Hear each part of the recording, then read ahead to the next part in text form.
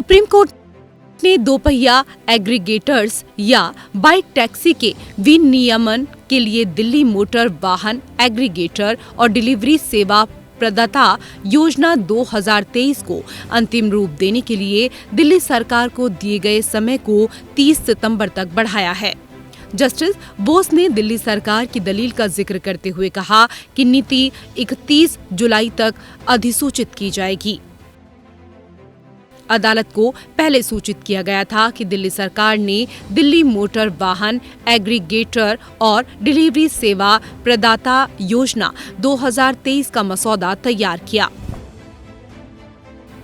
और नीति पर आपत्तियां देने के लिए सार्वजनिक नोटिस जारी किए गए। आपत्तियां प्राप्त करने की अंतिम तिथि 24 जून थी। अदालत को सूचित किया गया कि दिल्ली सरकार का लक्ष्य 31 जुलाई 2023 तक नीति को अधिसूचित करना है।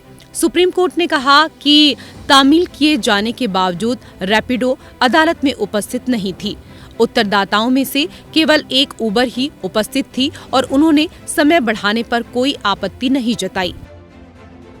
12 जून को सुप्रीम कोर्ट ने बाइक टैक्सी एग्रीगेटर्स रैपिडो और उबर को दिल्ली में एग्रीगेटर लाइसेंस के बिना बाइक टैक्सी संचालित करने की अनुमति देने वाले दिल्ली हाई कोर्ट के आदेश पर तब तक रोक लगा दी जब तक दिल्ली सरकार इसके लिए अपनी नीति अधिसूचित नहीं कर देती। जस्टिस अनिरुद्ध बोस और जस्टिस राजेश बिंदल की अवकाश पीठ ने दिल्ली हाई कोर्ट द्वारा पारित अंतरिम आदेश पर रोक लगाते हुए दिल्ली सरकार की ओर से सीनियर एडवोकेट मनीष वशिष्ठ का बयान दर्ज किया कि संबंध नीति लागू रहेगी और लाइसेंस व्यवस्था लागू रहेगी। 31 जुलाई 2023 तक चालू हो जाएगा।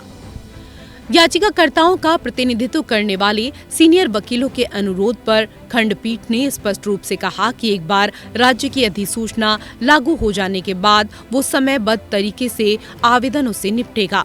खंडपीठ ने संबंधित पक्षों को मुख्य मामले की जल्द सुनवाई की मांग को लेकर दिल्ली हाई कोर्ट जाने की भी छूट दी।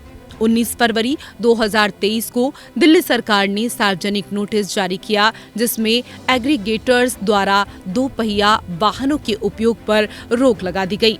सरकार के अनुसार नोटिस इसलिए जारी किया गया था क्योंकि एग्रीगेटर्स द्वारा उचित लाइसेंस या परमिट के बिना दोपहिया वाहनों का उपयोग किया जा रहा है।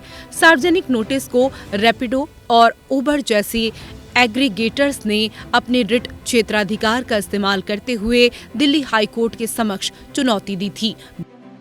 Bureau report.